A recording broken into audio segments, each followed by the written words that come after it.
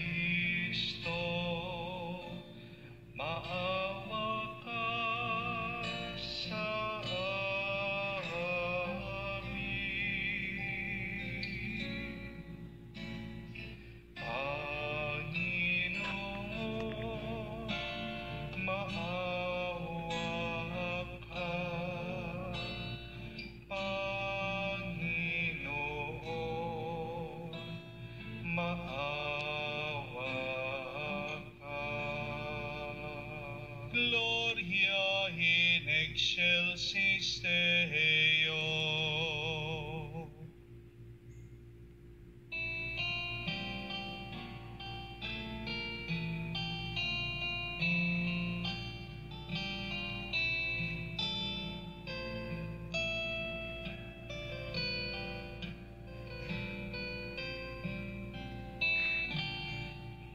Luwalhati sa Diyos sa kaitaasan, panoob sa lupa ay kapayapaan. Pinupuri ka at ipinagdarasal, sinasamba ka dahil sa dakila mong kalwalhatian. Panginoon naming Diyos, Hari ng langit, Amang makapangyarihan, Panginoong Jesucristo, buktong na anak ng Diyos, Kordero ng Ama. Ikaw na nag-aalis ng mga kasalanan ng sanlibutan. Tanggapin mo ang aming kahilingan. Ikaw na naluluklok sa kanan ng Ama. Maawa ka sa akin. Ikaw lamang ang banal, Panginoong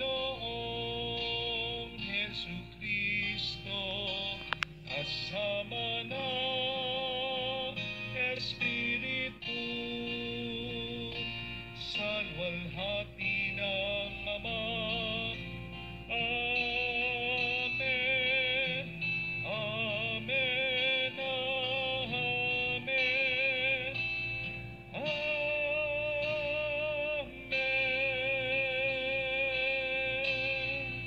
Manalangin tayo.